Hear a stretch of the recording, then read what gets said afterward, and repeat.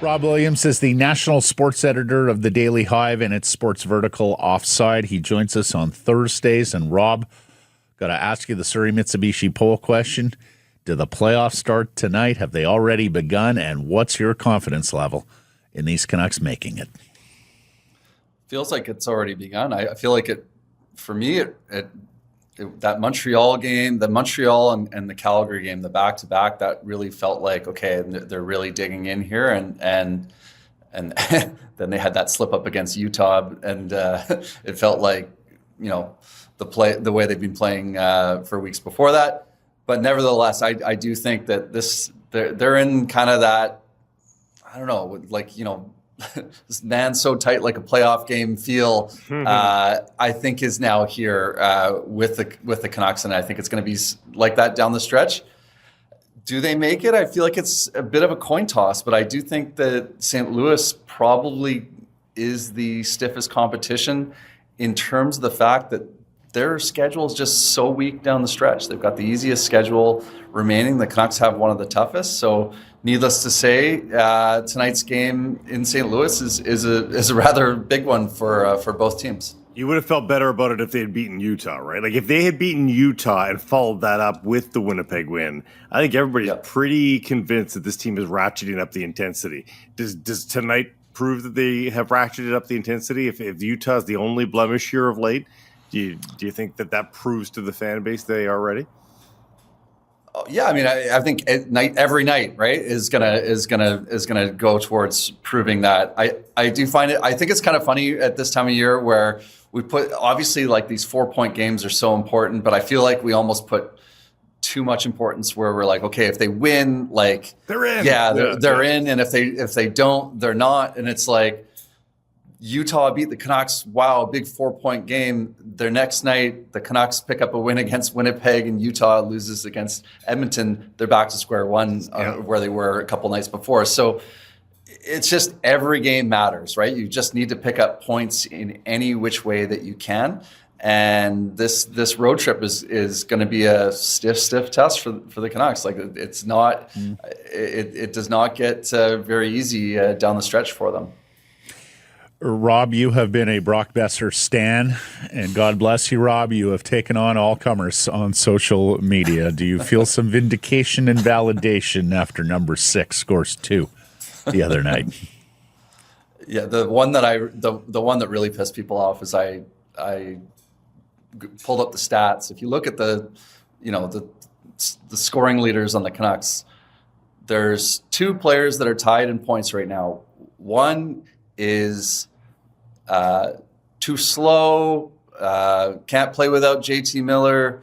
The other one is the toast of the town, having a great season. And I agree, having a great season. I'm speaking about Brock Boeser and Connor Garland. Would you believe that they're tied in points right now? Boeser's played fewer games. I'm not trying to say that Boeser's had a better year or the same year as Connor Garland. Of course not. Like, we can see Garland drives play. But it just kind of goes to show, like, Boeser's not having a good year, and yet, he hasn't fallen off a cliff in terms of the counting stats, at least when you compare him to those of Connor Garland.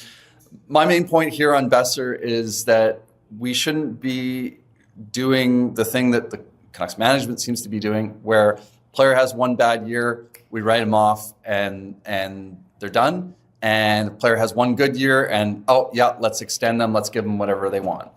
To me, players have down years, players have off years, players have bounce back years. The job of management is to figure out when a guy's done and when a guy's having a down year. Because if you just pay guys off of recency bias, you're not going to be getting too many bargains there. And I'm not saying that Boeser is a bargain. I'm not saying that they should give Boeser whatever he wants. I just really find it odd that they seem to have no interest in Brock Boeser and seem to just want to let him walk. And the point I keep coming back to is the prices in free agency to replace him are not going to be cheap. I know everyone scoffs at the $8 million that he's going to get, but, like, what's Nikolai Ehlers going for? Like, I think people think that everyone else, like, I think fans think that, maybe they'll get Sam Bennett for $8 million and Nikolai Ehlers for $7 million. Like, That's not happening. They're not convinced that he's going to score 30 again, right? I mean, as for the fans, they think that Garland's motor running is just proof that he's amazing, and because Boeser can't skate as well. I mean, I think it's just that. But I think from the Canucks' perspective, I don't think they're convinced that he's a 30-goal scorer, that he can do that night in or season in, season out. Don't you think that's the bottom line ultimately? Perhaps. I mean, and that's fine. Like, if you think that he's just not that guy, I mean, I don't know. If you thought he wasn't that guy, why didn't you trade him last offseason? He was coming off 40 goals. You would have got something for him. So that's just sort of the thing for me, is that if they weren't convinced about him, like, why not trade him sooner when he pumped up his value? It's like he pumped up his value as high as it's probably ever going to be, and then they just played him out. Like, if they knew he wasn't this guy, why keep him and now try to trade him for pennies on the dollar? I don't really understand. Well, and the irony is they need him down the stretch here. They need him to score goals in the next 14 games, which will kind of go against what they are thinking about him. Like, if he scores goals here down the stretch and helps them into the playoffs, they kind of get caught between the rock and the hard place of, oh, he really did score important goals for us, but we've been sort of in our mind that he doesn't have that value for us. Yeah, I mean, like, I just don't get why, like, hey, maybe he's not going to age well, right? Like, maybe in 3 years, he's not going to be as good as, you think he's going to really drop off. And that's a fine opinion to have. But, like, he scored 40 goals, not 30 goals. He scored 40 goals last season, not 5 years ago. Last season, scored 40 goals. Like, he's still got the shot. He still can tip in pucks in front of the net. He's not the fastest guy in the world, but he's a good player. Like, he's to me, he's having he was in a dreadful slump. Like, I mean, he was virtually invisible in recent weeks. Like, don't get me wrong, but, like, he's still a guy that he's done it recently. So I don't understand why we would think that it's just gone forever and we're never going to see it again. Rob Williams going LeBron, not one, not two. You're really endearing yourself to basketball, Phil, on that one, Rob. You have a nominee for Canucks Unsung Hero, sir. Please state your case before the court. Who would have ever thought that I'd be making this case a few years ago? But to me, the unsung hero is Tyler Myers, right?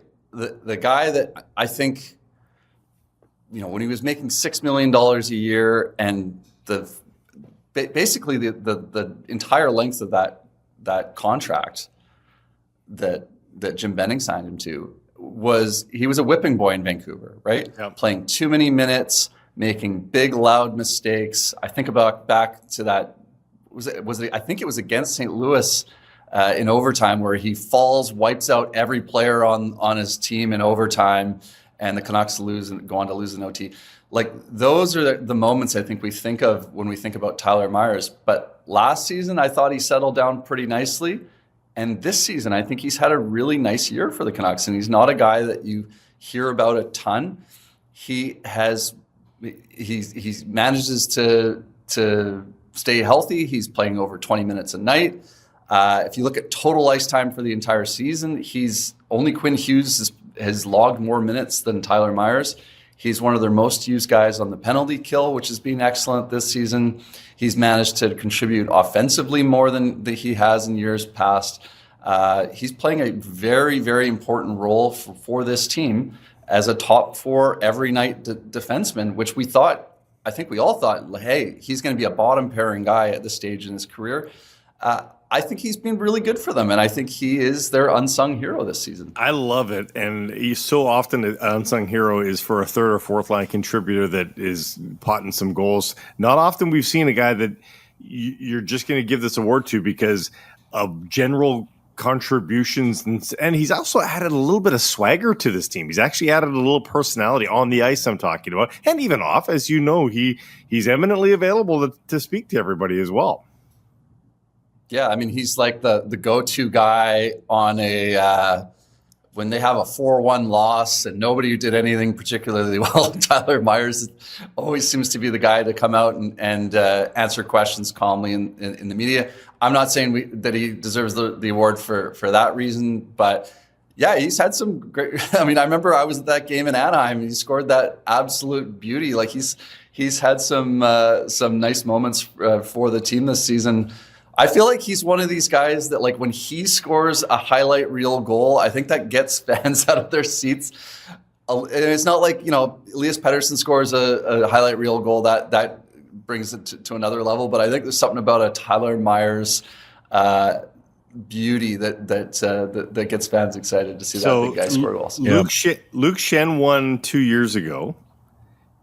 He was the first non-forward to win since Eddie Lack in 2013-14, but only one. Did Garland win last? Who won last year? Joshua. Okay, but Luke Schenn's the only defenseman to win the award since Bieksa in 2007. Yeah.